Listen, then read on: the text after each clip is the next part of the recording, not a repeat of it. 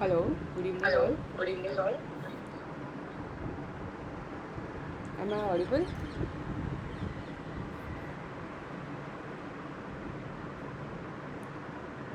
Okay. Okay, so I'll start sharing my screen and we will begin with our session. Okay, we'll wait for 2 minutes. If anyone still wants to join, then we'll start with the session.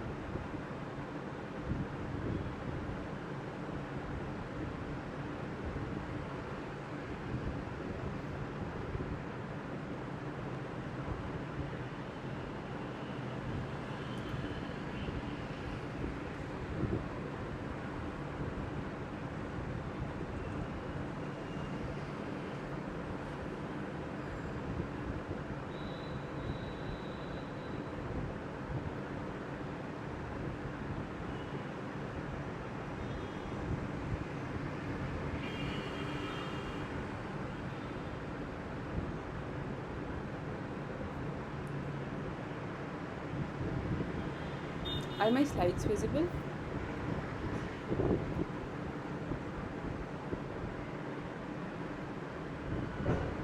Please confirm whether the slides are visible or not. Okay, alright.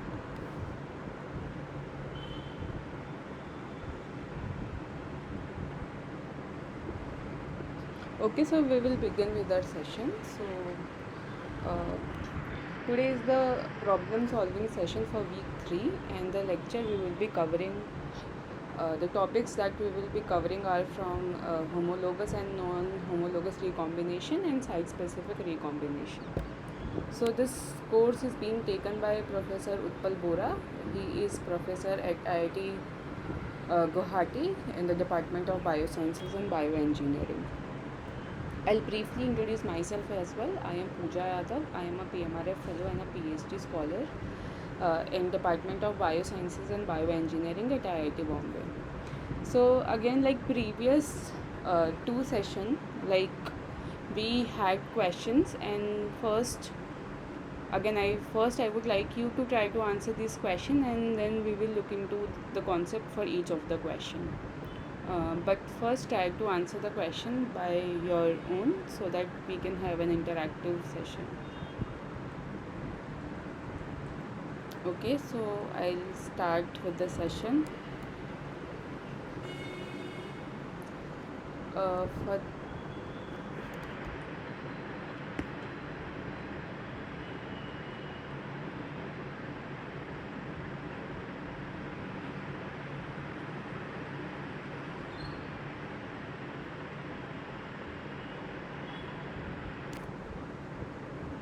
Are my slides visible? Alright.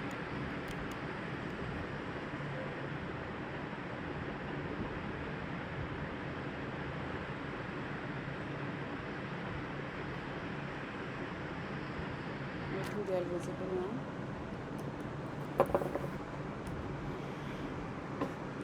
So question 1 states, what are the two broad types of DNA damage? So we already gone through the concept of DNA damages and the type of DNA damages. Please go through the question and try to answer this question. We have one answer, option B, in the chat box.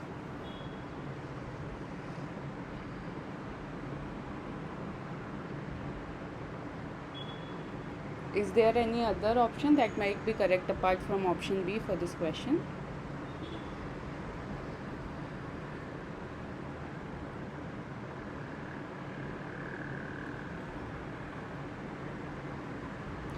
The correct option for this question is option B, endogenous and exogenous.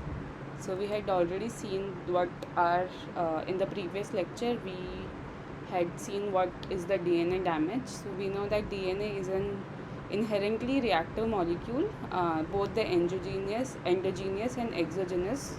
The endogenous factors including replication error, DNA base mismatch, topoisomerase DNA complexes, spontaneous base deamination, abasic sites, and oxidative DNA damage. They are all the endogenous factors for DNA damage, while the exogenous factors are DNA methylation, ionizing radiation, ultraviolet radiation, alkylating agents, aromatic amines, etc. They are the exogenous source of DNA damage.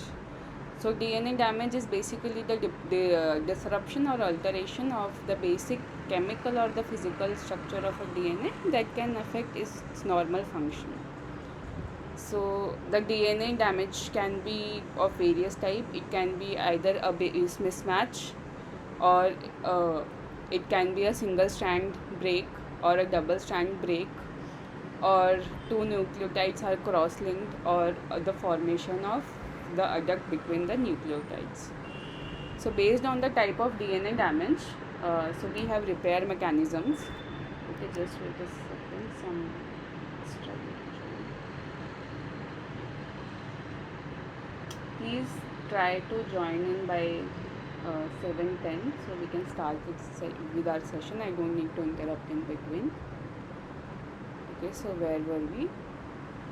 Okay, so based on the type of DNA damage, be it either base mismatch or a single strand break, double strand break, we have different type of DNA repair pathways. So base mismatch is repaired with base excision repair pathway. A single strand break is also repaired by BER, and also single strand break repair pathway that we had already seen in the previous lecture. Double strand break repair, that today we will be focusing on the double strand break repair pathway, which are of uh, either homologous recombination, non-homologous end joining, or site specific recombination. So these are the three type of the double stranded break repair pathway, and the today's lecture will focus on these repair pathway. And these cross-link were repaired are usually repaired by either homologous recombination or nucleotide excision repair pathway, and also these adducts that are formed because of some exogenous factors also repaired by NER or BER.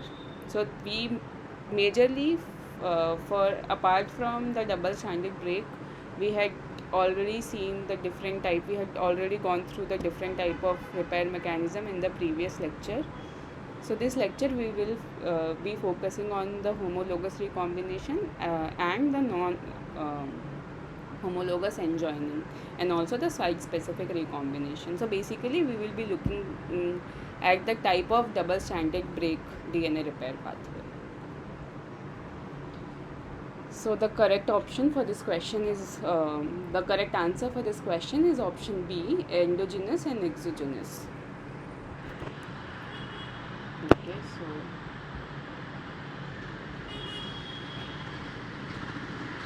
I am not sure why it is happening again and again. My slides are being stopped. Slide sharing is being stopped in between, so please bear with me. Thank you. So let's. I hope question 1 is clear. So if you guys have any doubt, you guys can interrupt in between and can ask questions.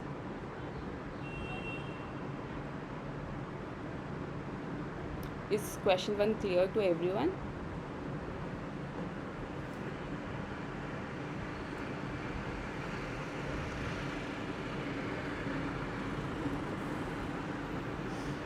Alright, if there are no doubt, let's move to our next question. Question 2. Question 2 states a Chi site is A. A replication hotspot, B. DNA damage hotspot, C. Recombination hotspot, D. DNA repair hotspot.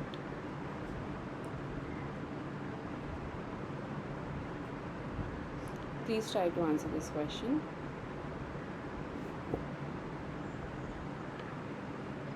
Okay, so we have one option C, recombination hotspot. Can anyone tell what is the actually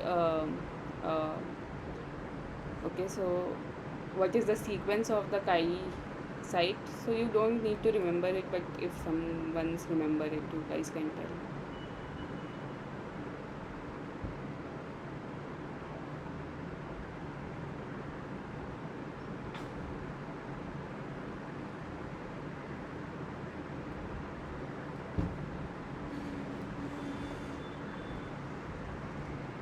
And at what step this Chi site is recognized, and by what protein this is recognized?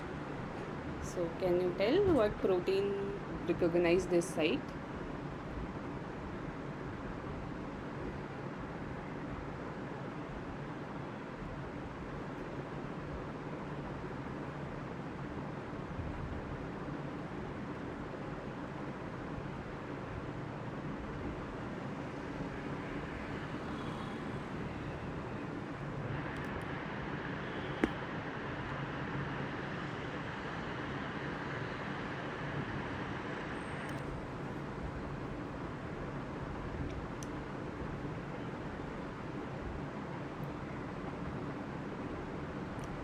Can anyone guess what protein recognize the Chi site?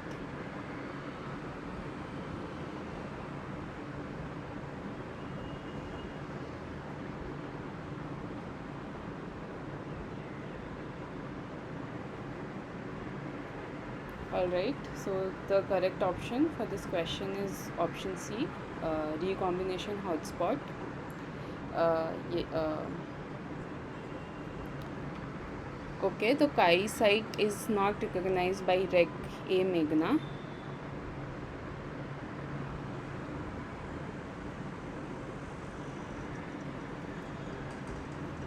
But close enough. So we will look into the concept for this question. So what is a Chi site and why it is important in the DNA repair pathway? So Chi site is a short DNA sequence which is 5 prime GCT TGG TGG 3 prime in E. coli. So this act as a recombination hotspot that we have seen. It is recognized by an enzyme complex which is REC-BCD. So this is the REC-BCD enzyme complex where 3 proteins are involved: REC-B, REC-C, REC-D, and it is involved in the homologous recombination. So when REC-BC encounter a Chi site, it changes the activity to promote the strand invasion and exchange, increasing the likelihood of a recombination event.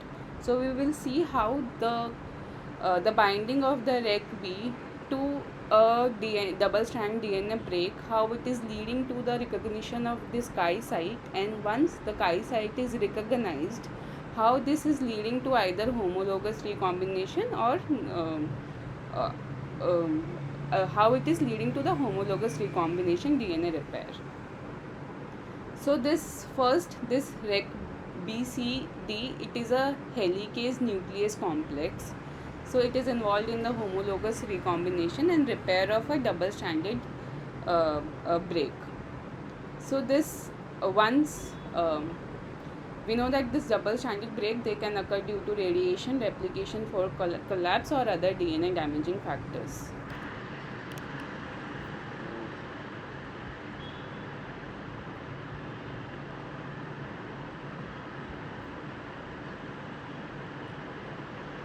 Please try to join the session by 6:10. I am repeating this again and again, so I don't need to interrupt the session in between.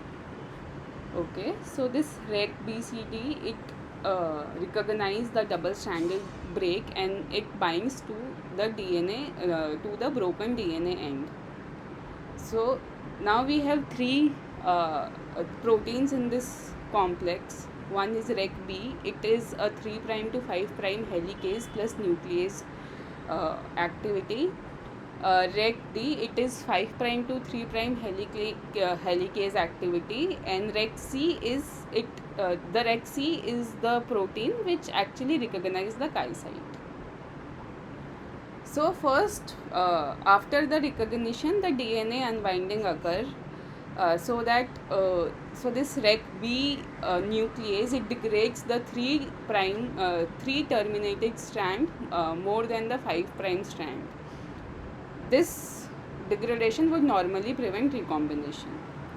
Now there is the encounter with the Chi site. So this Chi sequence is recognized only in one orientation. So REC-C, the REC-C, it physically reads the unbound DNA for this sequence, and when this Chi site is detected, this REC-BCD, it gets stuck here for a while, and this complex, it goes under the conformational change.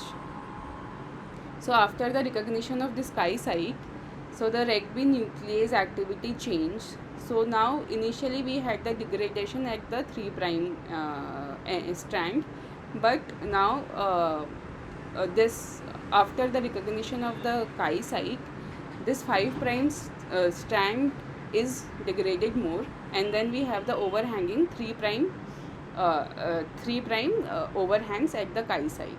So now this 3 prime overhang is exactly what REC-A. So now we have seen till now the REC-BCD, how this REC-BCD, it recognizes the strand break and goes and join, and further it leads to the recognition of the Chi site.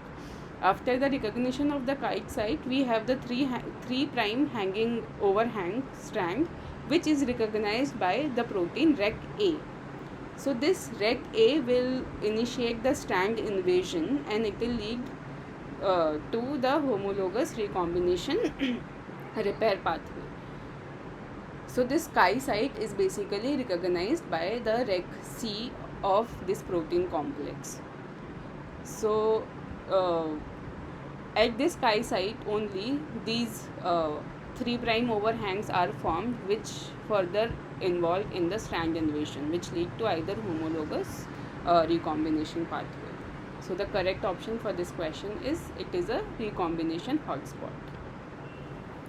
I hope this question is clear. So we will look into the detail for homologous repair pathway and the non-homologous end joining pathway. So the initial step is the recognition of the double-stranded break and also the formation of a overhang so that it can go, it can actually recombine with the new strand. So that is why this Chi site is important, where this actually the overhang is formed, which is the recombination hotspot. I hope this question is clear to everyone.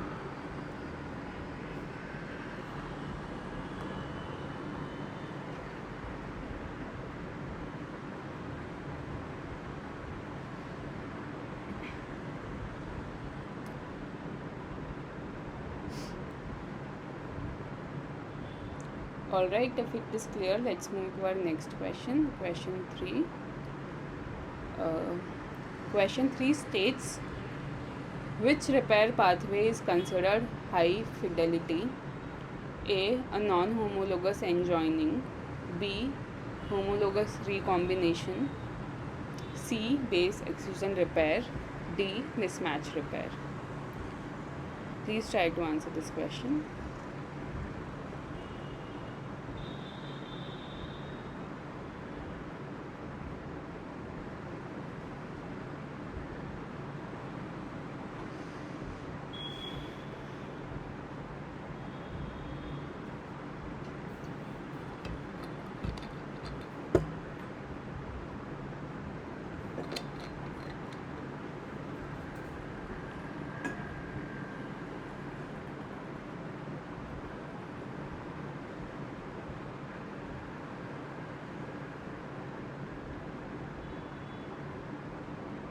We have one option in the chat box, option B.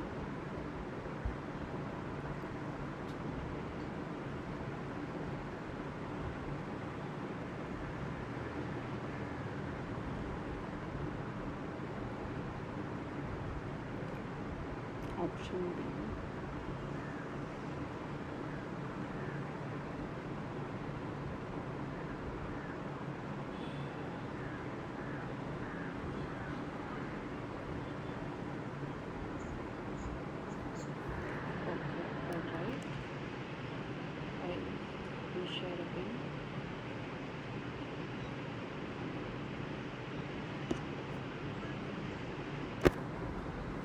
I hope you now can see the slide.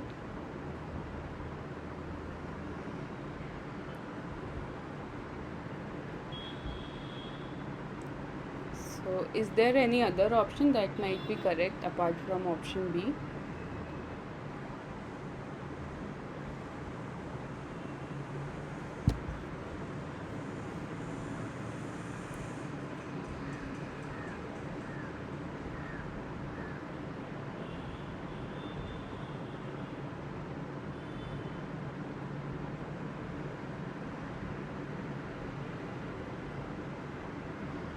We have one more option, option D, in the chat box.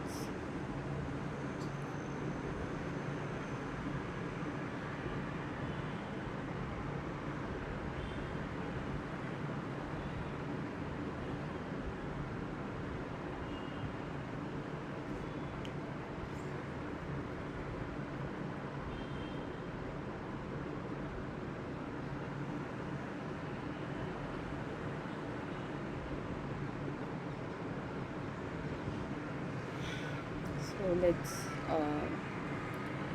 look into the concept. We have seen in the previous lecture, we have read about BER and MMR, and they are involved in either a base mismatch repair pathway, majorly in a base mismatch repair pathway, and the homologous end joining and non-homologous end joining, they are involved in the double-stranded break repair. So double-stranded break repair is actually more complex than a single base mismatch or a few base mismatch. So the joining of or the repair pathway for the double stranded should be more mm, fidel, should be more uh, good or something. It should be highly controlled, so that these double stranded breaks are repaired properly. So we have already gone through this base excision repair pathway, and these are small and non-helix distorting base lesions. They are not much complex. So we have seen that in BER how the mismatch is recognized by an enzyme glycosylase, and how the nuclease activity is how the AP endonuclease cleaves some of the bases, and how a DNA polymerase then extends and add the correct base, and how the ligase further ligate the strand, that we have already seen for the base excision repair pathway. And for the same, we have already seen for the mismatch repair how this uh, mismatch is recognized by a protein which is mut S, and how further the mut H has the nuclease activity, so how it cuts, and how the DNA polymerase then extends and add the correct base, and how the ligation occur. That is the basic that we have seen for either a base mismatch. For homologous and a non-homologous, for a non-homologous end joining and homologous recombination, there are also, like, the steps are similar. In non-homologous end joining, this break, the double-stranded break, it is recognized by a protein complex Ku70, Ku80. It is a heterodimer which binds to the DNA ends. Then it recruits a protein which is DNA protein kinase. It has a catalytic subunit. Then this, so they here the both the strands are breaked. Now we have a break at both the strands. So what these protein do is they keep the strands intact, very close to each other. So why these binding are important? So this DNA protein kinase, it holds the two end in a very close proximity, so that the further proteins can lead to their repair. So then we have this end processing, where if the DNA ends are damaged or incompatible, this nuclease Artemis, it trimmers the overhang, or it trimmers the overhang. Now this process, it can either remove or add the nucleotides. I think my screen is again stopped.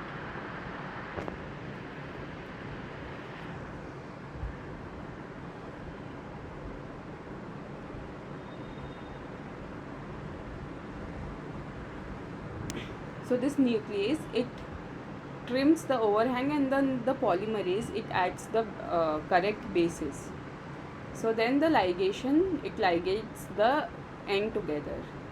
But in non-homologous end joining repair pathway, it does not use any template, any correct template. Uh, it just uses the DNA polymerase to add the bases. So it can lead to either the insertion or the deletion of either the small insertion or the deletion. So it is very error prone. It is not very it does not lead to very correct repair. So while in the homologous recombination, so it is very high fidelity double stranded break repair pathway. So this double stranded recognition the break recognition is done by an complex, which is an mRNA complex, which consists of MRE11, RAD40, and NBS. Then it activates the ATM kinase, which signals the DNA damage. Then the protein, CTIP and mRNA, it creates the 3' overhangs by removing the few nucleotides at the 5' end. So it cuts from here, this side. So the directionality of the cut is from 5' to 3'. So it will cut this strand. So this will lead the formation of the 3' overhanging strand. So then a protein, which is replication protein A, it coats the DNA, coats this. Now we have the single strand formation after the nuclease activity. So this RBA protein, it coats the single strand DNA to further protect it from the nuclease activity. Then we have a Rec A, also the Rec A in prokaryotes, while the RAD51 in the eukaryotes. So these are RAD51. It forms a nucleoprotein filament on the double-stranded DNA, and now the strand invasion, the RAD51 single-strand complex, it searches for the homologous duplex DNA, usually in the sister chromatid. So it goes and it search for this complementary sequence in the sister chromatid. So now once it search for the sister chromatid, so this DNA polymerase the synthesize and extend the invading 3' end and copying the homologous template. So it is exactly copying from the sister chromatid. So we know that sister chromatid, they both have the same nucleotide sequence, and it is using the sister chromatid for the repair. So it is very high fidelity. So here the homologous recombination, it uses the intact homologous DNA sequence, usually the sister chromatid, as a template to repair the double-stranded break. Because it restores the exact original sequence, it is considered a very high fidelity repair mechanism. The other option were NHEJ. It is fast, but it is error prone because it does not use the sister chromatic template. It just it tries to add the correct basis, but it can lead to a small insertion or deletion. And we have seen the BER and MMR, they are also not very highly fidel. There is always a chance of error in that as well. So the correct option for this question is option A, non-homologous option B, homologous recombination. I hope this is clear.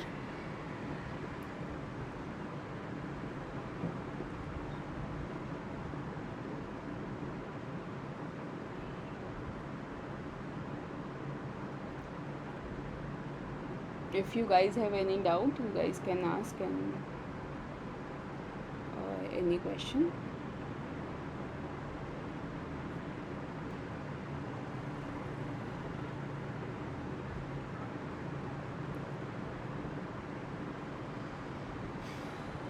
Alright, if there are no doubt, let's move to our next question. Question 4. Question 4 states, what binds to the DNA ends in the initial stand of double strand break repair? First option is RAD51.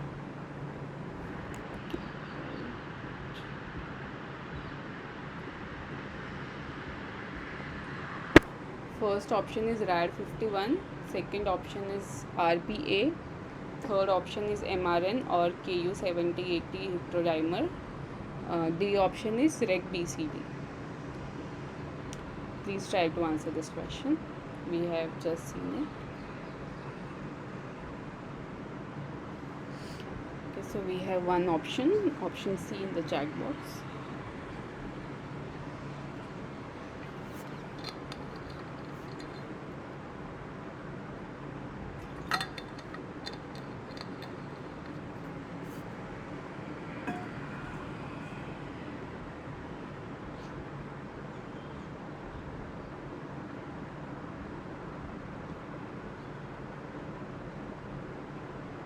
Is there any other option that might be correct apart from option C?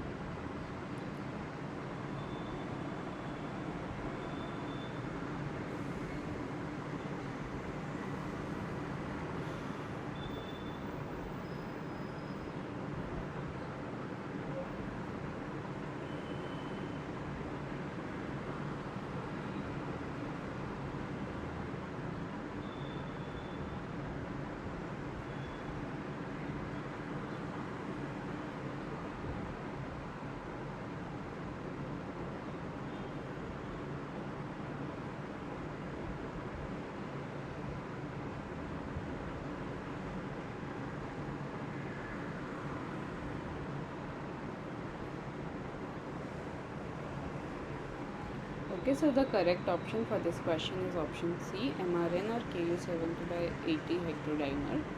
So as we already seen in the previous question, in non-homologous end joining repair pathway, the double strand break is mainly recognized by Ku70 and Ku80, while in homologous repair pathway, this complex, the double-stranded DNA break is recognized by an mRNA complex which involves MRE11, RAD50 and NBS1.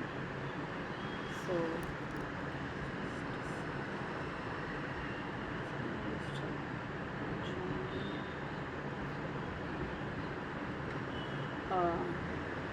this RAD51,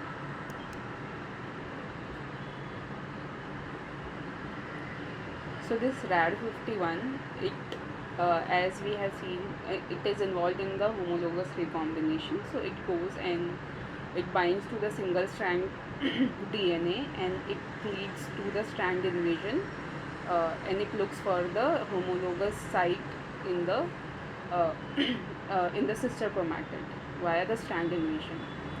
While the reg BCD, it is the bacterial equivalent to mRNA, but in eukaryotes, so this reg BCD, it recognizes the double strand break in the bacteria but not in the eukaryotes. So the correct answer for this question would be C, mRNA or Ku70 or 80 hectodimer. So if in this question, if it was asked in bacteria, the answer would have been reg BCD. But for default, the commonly it is mRNA and Ku70 80 hectodimer. I hope this question is clear.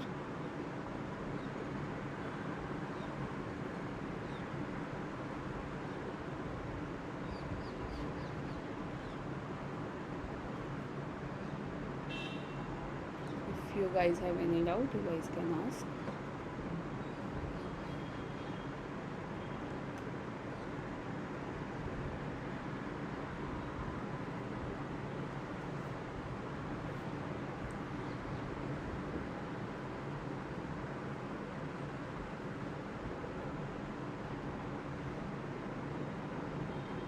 Alright, let's move to our next question, question 5.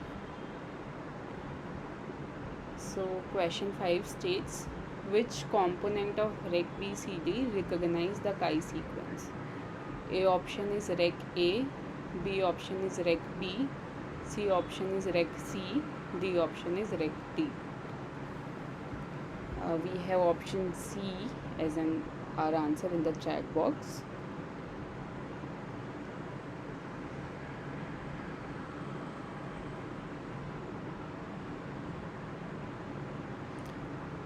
Can anyone tell the function of reg B and D? We have already discussed, if you guys remember.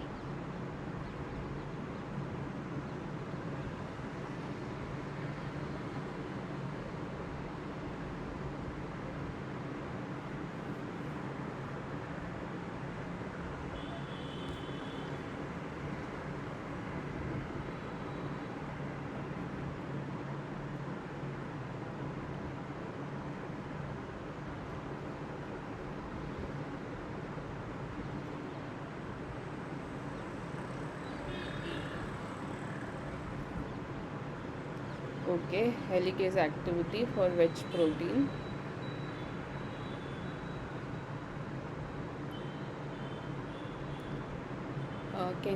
Pratiksha, can you specifically tell the helicase activity for which protein?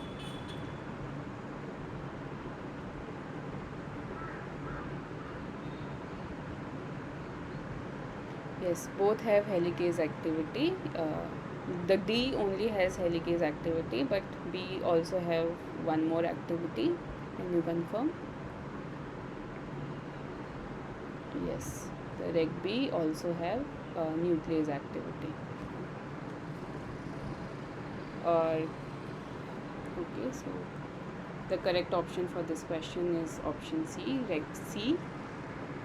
So as we have already discussed, the chi site is a short stretch for DNA in a genome of a bacterium near which the homologous recombination occurs. So for this reason, this chi site are also referred to as a recombination hotspot that we have discussed in the previous question. So this reg BCD has three protein. This protein complex, one is reg B, which has helicase and nuclease activity. D has helicase activity, while the C, it actually recognizes the chi site. So we have already seen how this protein goes and bind to the at the site of the double stranded break, and how this reg B reg B has a nuclease activity, so is excise this 3' strand, and further after the recognition of the chi site by reg C, this then the 5' strand is got excised, and now we have the overhanging 3' overhang, which is recognized by the reg A, which goes into the homologous recombination. So the correct option for this question is option C, reg C. So I have a video for this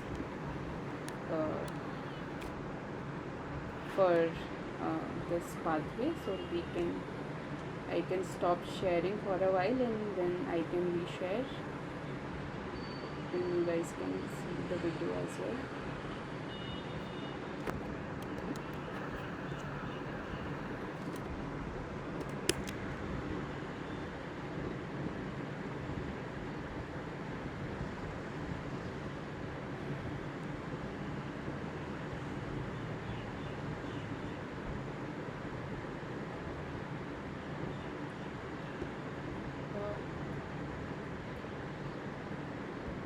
Can you guys hear the audio of this video? Can you confirm whether you are able to hear the audio?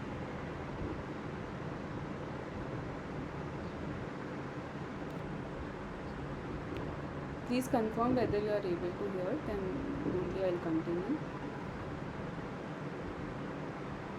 Okay.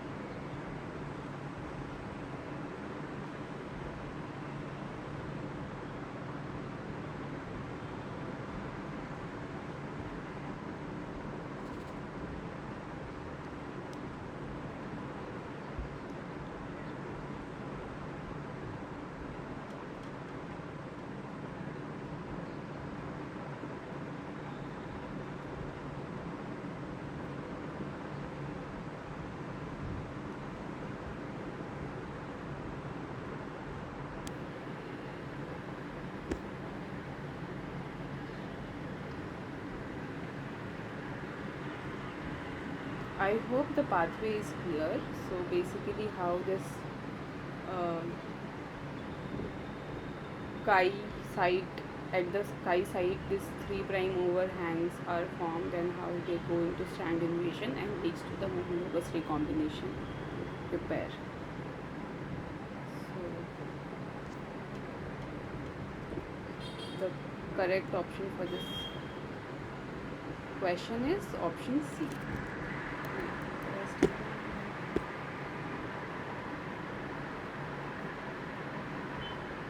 So is there any doubt for this question? So we will look into the holiday junction later on. So basically for this rec BCD, remember the chi sequence, how the overhangs are formed and how they are leading to the homologous recombination pathway. I hope this question is clear.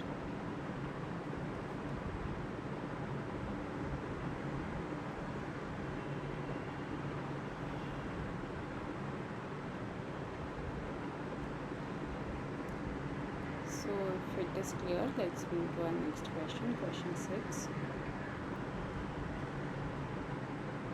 Okay, question 6 states, Rec K catalyze which of the following? A is ATP driven homologous pairing and strand exchange of DNA molecule necessary for DNA recombinational repair. B is hydrolysis of ATP in the presence of single strand DNA. C is ATP dependent uptake of single strand DNA by duplex DNA and ATP dependent hybridization of homologous single strand DNA. D option is all of the above. Please try to answer this question.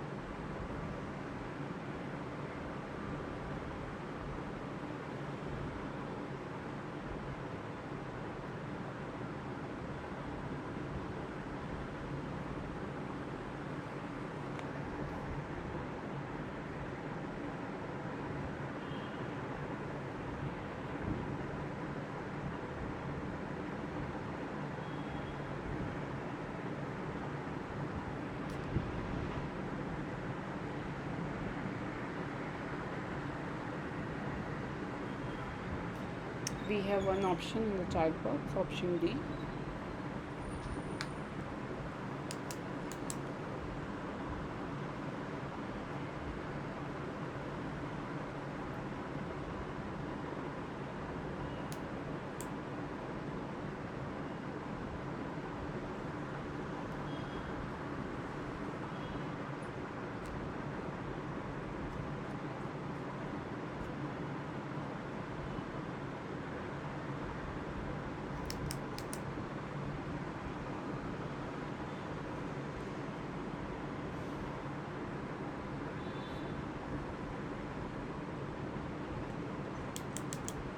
Is there any other option that might be correct apart from option B?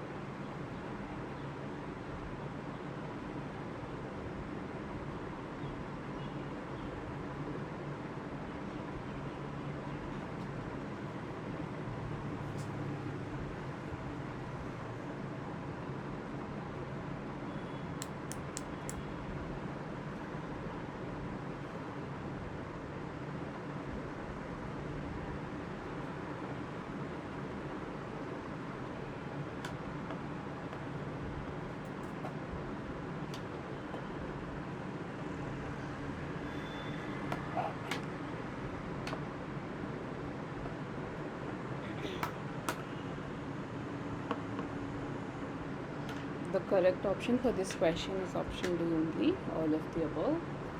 So this Rec A, it is a central protein in a homologous recombination. As we have seen, it goes after the recognition of chi site by Rec Cs. The 3' overhangs are formed, which is then the Rec A which recognize and bind to it. And it performs multiple ATP dependent function. First is ATP driven homologous pairing and strand exchange. Rec A, it forms a nucleoprotein filament on the single strand DNA. Then it searches for the homologous double strand DNA and it mediates the strand invasion. The second is ATP hydrolysis in the presence of single strand DNA. So this ATP binding and hydrolysis, it regulates the Rec A filament dynamic and disassembly, which is important for its function. The third is ATP dependent uptake of single strand DNA by duplex DNA and hybridization of homologous single stranded DNA. This Rec A protein, it promotes the pairing between the complementary single strand region even if embedded in the duplex DNA. So let's see how the Rec A mediated DNA strand exchange occur. So we have already seen, but we can see once.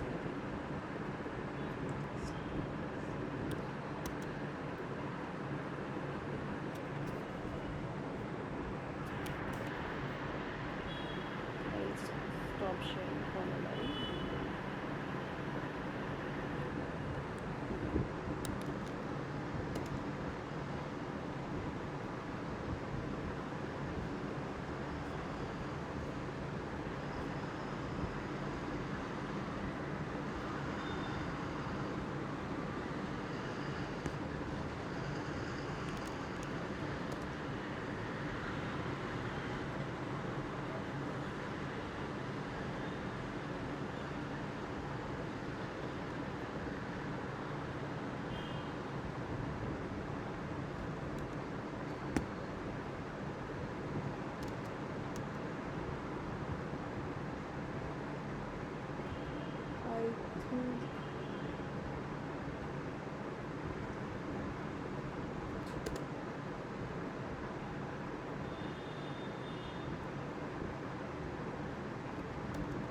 Can you guys hear the audio for this video?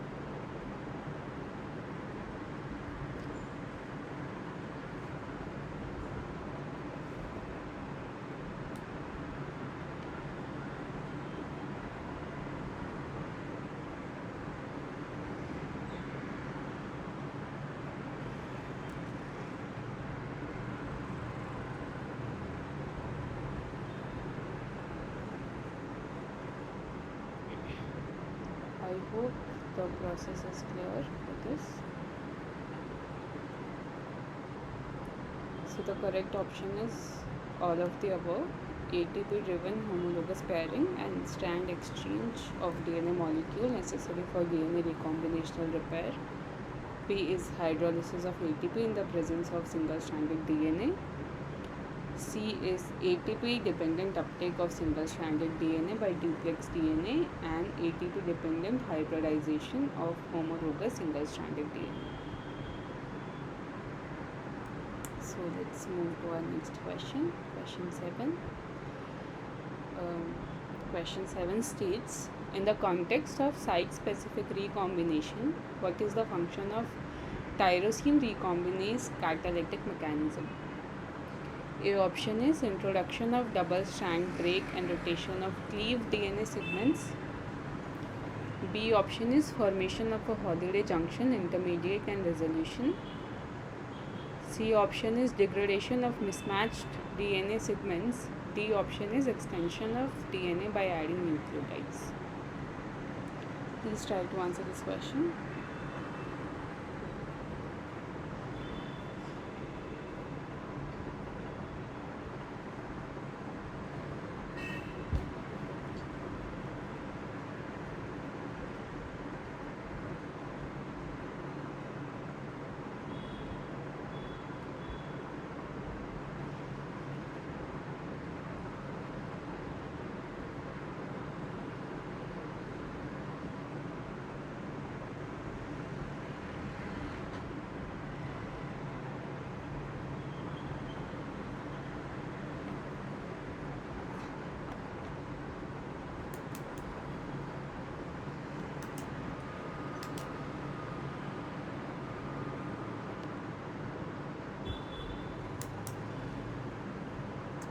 We have one option in the chat box.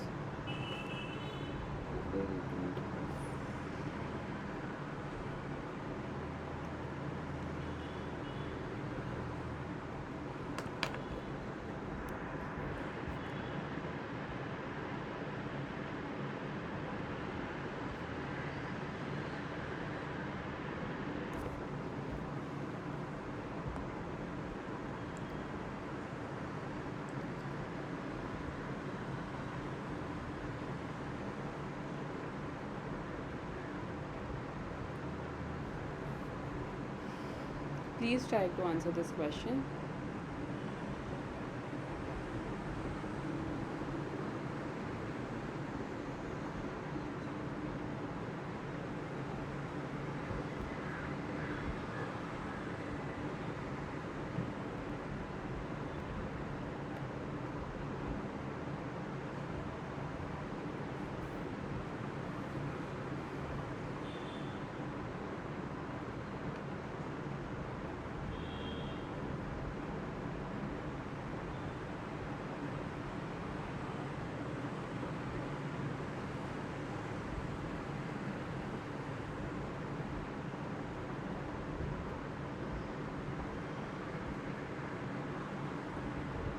Okay, let's first look into the site-specific recombination, then you guys can try to answer this question.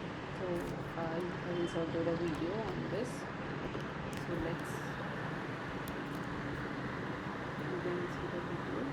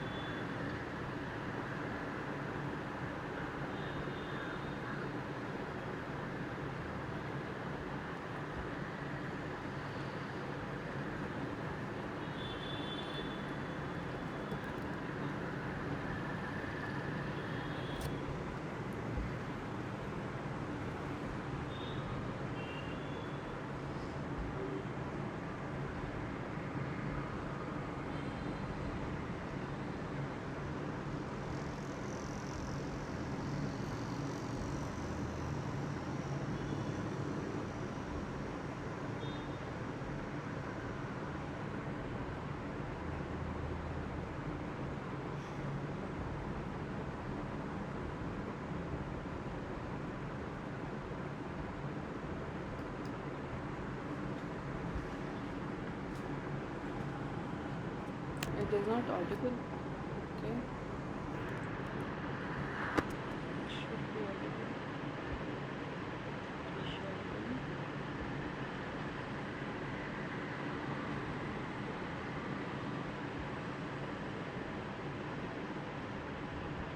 Is it audible now? Okay.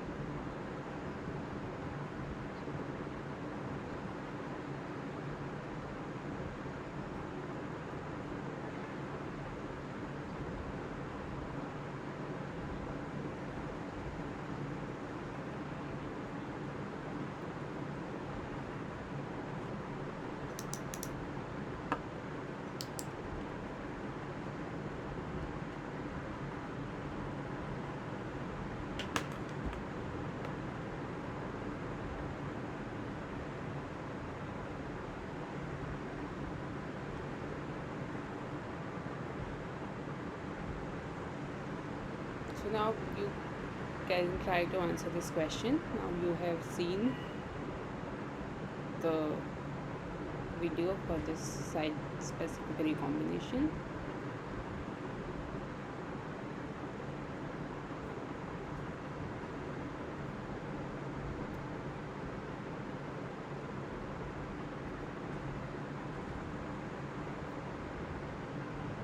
Can anyone answer this question?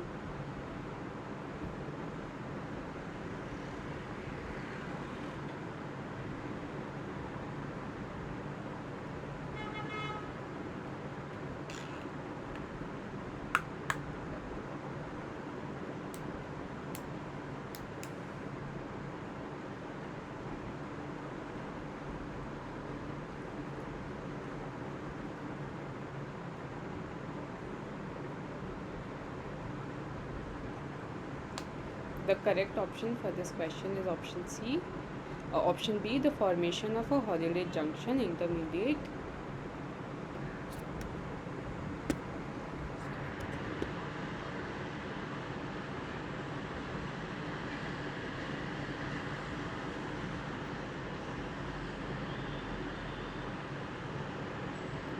So this tyrosine recombinase, it performs the site-specific recombination by introducing a single-strand break that we have already seen in the video, not a double-strand break unlike serine recombinase in a DNA at a specific recognition site, then swapping the strands in controlled sequence to form a holiday junction.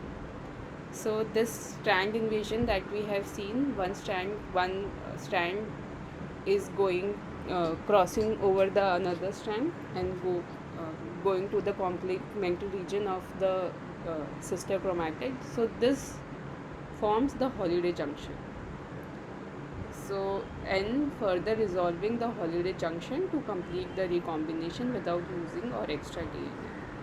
So the correct option for this question is formation of a holiday junction intermediate and resolution. I hope this question is clear.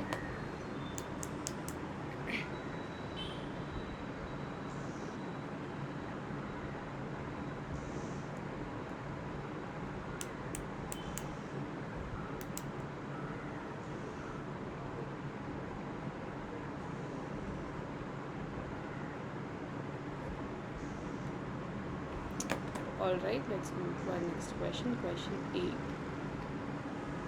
Which site-specific recombinase is known for its use in genetic engineering to induce recombination at a specific site in the genome? A option is Cre recombinase, B option is Rec-A, C option is RUVC, D option is Rec-G. Please try to answer this question.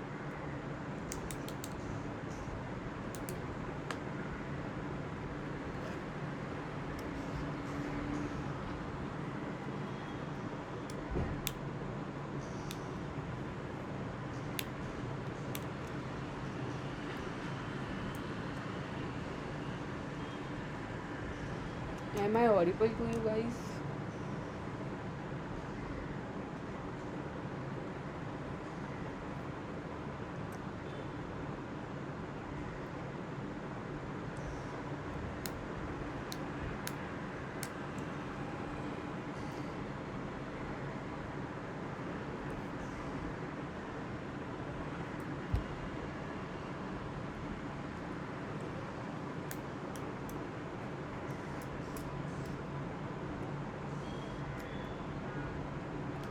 We can answer this question. So we have already seen the function of other, like most of the protein.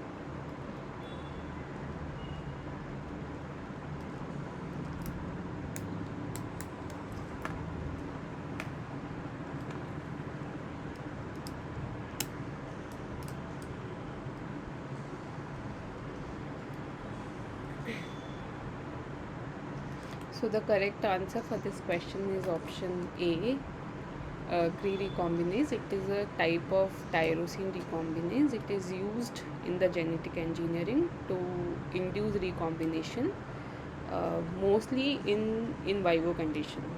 So let's look into the concept. So how these are used in the genetic engineering. So I again have a video for this, so I can share the video and you guys can.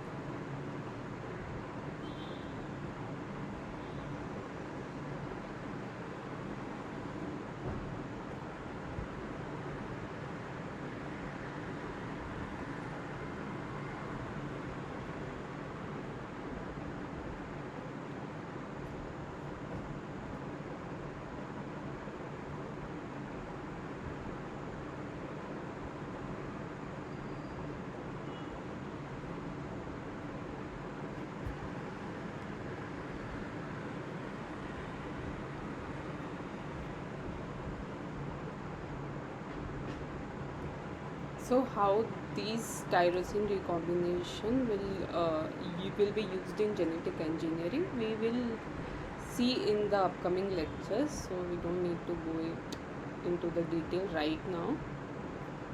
So in the upcoming lectures we will see the application of uh, these mechanism or the protein in actual genome editing.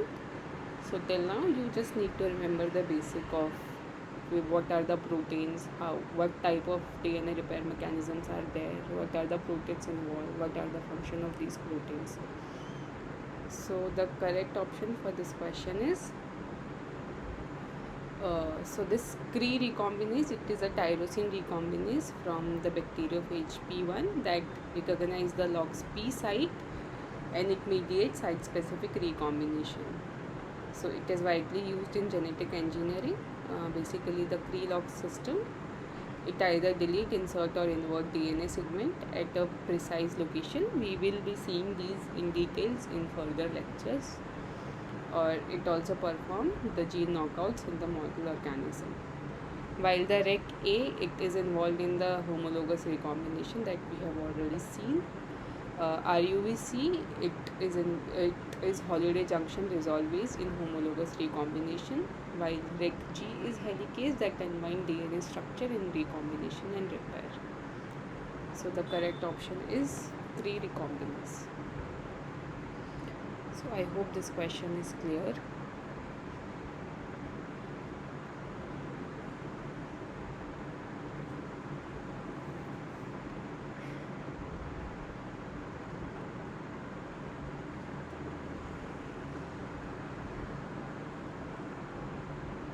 So if it is clear, let's move to our next question, question 9. Question 9 states which protein is essential for excision of the phage DNA from the bacterial DNA in the lambda phage system. Please go through the option and try to answer this question.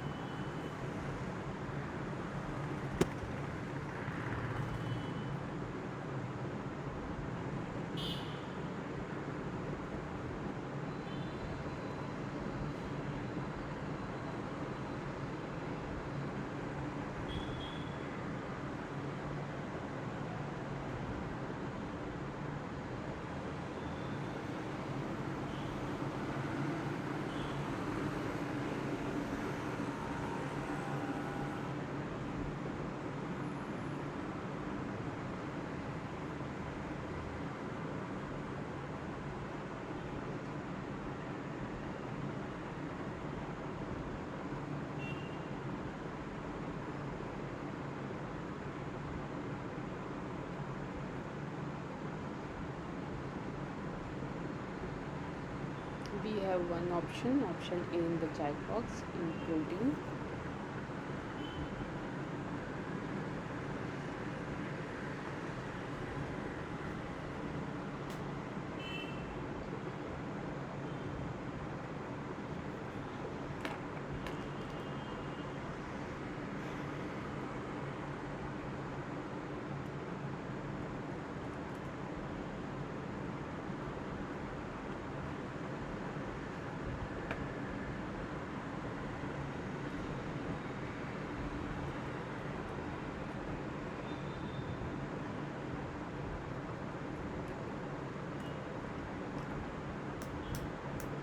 Is there any other option correct apart from option A?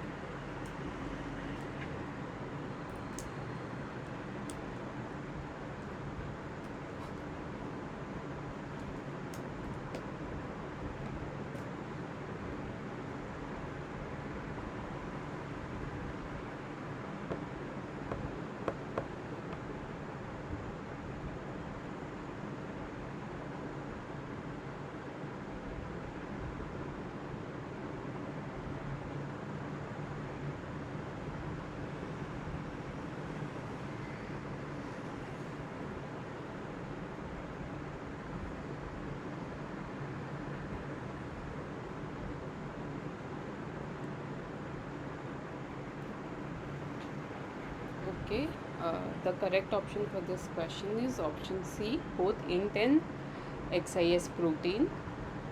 So let's see how. So as we are looking into the site specific recombination, so the phage what are the phages? So the bacteriophages are the viruses that can infect the bacteria. So the bacteriophages, they have a two type of life cycle. One is lytic life cycle, other is lysogenic life cycle. In the lytic life cycle, the phage, it injects its genome into the bacteria cytoplasm, and then it replicates uh, inside the bacteria. But in the case of lysogenic phages, what the lysogenic phages does, it integrates its part of the genome into the genome of the bacteria. So by the site specific recombination, so there are certain sites which are present in the lam. So this lambda phage, it is a lysogenic phage. It has a certain site, the ATTP site, while in the bacteria this ATTB site, at which this site specific recombination occur. So this int protein, it is an integrase, it is a tyrosine recombination which catalyze the recombination, and one is XIS protein, it is exogenous protein. So it bends the DNA. Basically it after the integration, it helps in the excision of this particular segment of the phage. So these are the two proteins that are involved in the integration and the excision of the phage DNA from bacterial DNA. So the correct option is option C. So it is also a type of site specific recombination. So these are the two sort of proteins that are involved in the integration and the excision of the phage DNA from the bacterial DNA. So I hope this question is clear. So the application of all this we will be looking into the upcoming lectures. So where these protein can be utilized, what are the model system, what are the system where we can use these to edit our genome of interest, where we can insert or delete some specific region of a gene, or specific the entire gene, or invert or change the orientation of a gene. So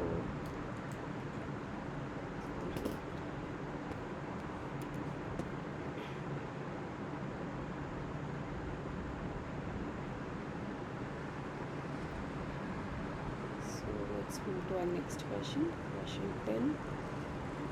Question 10 states, what triggers the formation of tetrameric species in syn resolvase? A option is DNA polymerase activity, B is accessory protein, high local concentration or mutation, C is RNA interference, D is spontaneous DNA damage. So this syn resolvase, it is a type of serine recombinase. So if you remember, you can try to answer this question. So in tyrosine recombinase, only one strand get breaked initially, but while in the serine recombination, both the strands are break simultaneously. So we have one option in the chat box, option A, DNA polymerase activity.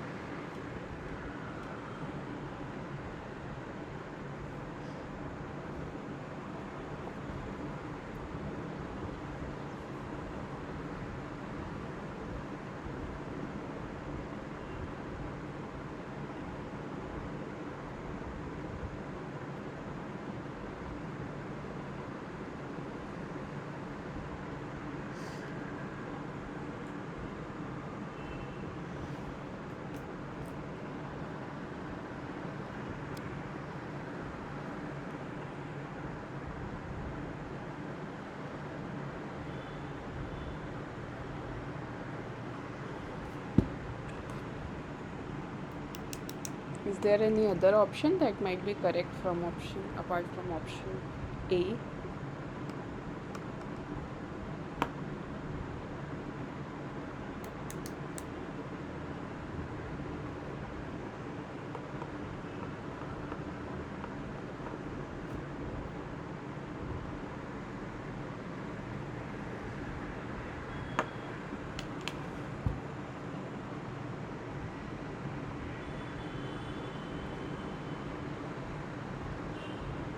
so let's look into the concept first, then you can try to answer this question. So syn resolvase is a serine recombinase. It is from Staphylococcus aureus that resolve plasmid dimer into monomer. So it is active form, it's tetramer, so you can see that these tetramers are formed and how the orientation of these tetramer leads to the holiday junction formation and how the recombination occur. So first, the two rest site on each DNA strand, they are brought together. The syn resolvase, they are bound as a dimer at each site. The accessory protein, in example DNA binding protein, binding to accessory DNA sequence. Then the DNA looping aligns the co-recombination site. So basically this tetramer formation is required for you don't have to remember the entire step. Basically these syn resolvase, they go and bind to each of the strand, then they the breakage of the strand occur. Here you can see the double stranded break gets break at simultaneously. Then now this orientation occur at 180 degree. So now here you can see, because of the orientation of this the light blue color is coming up and the dark blue color is coming down. So this strand, this lower strand is now coming upward and this upper strand is now coming downward. So this is leading to the recombination of the strands. So now this strand, the initial strands were here, it was all red and it was all orange, and after this, the binding of this syn resolvases and the orientation of the change in the orientation of the syn resolvases, now this leads to the formation of the strand which is the hybrid strand. Now the one part is coming from the red and the other part is coming from the orange. So this occur due to this 180 degree orientation of the syn resolvases. So this active form of the tetramer, it is formed under specific condition, which is the accessory protein binds to the accessory DNA site and help bringing the recombination dimer together. High local concentration increases the chance of dimer association into a tetramer. Mutations can stabilize the tetramer form even without accessory proteins. So for these protein to work efficiently, they needs to form a tetramer, then only they can become active. And these tetramer, they are formed by different accessory protein or their high concentration or some mutation in these syn resolvases, which can also lead to the formation of the tetramer. So the correct option is option B, the accessory proteins high local concentration or mutation. I hope this question is clear. So this was our last question of the lecture. If you guys have any doubt in any of the question, you guys can ask.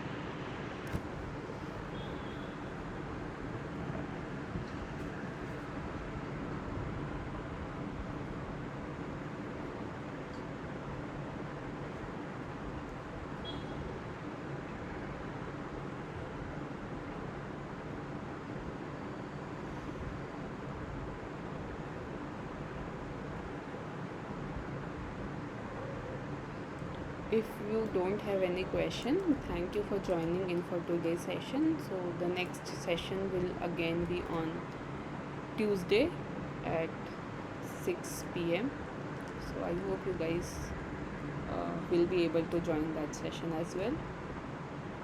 So if you guys don't have any doubts, so you can leave the meeting. Thank you for joining in, and if you have any doubt, you can ask.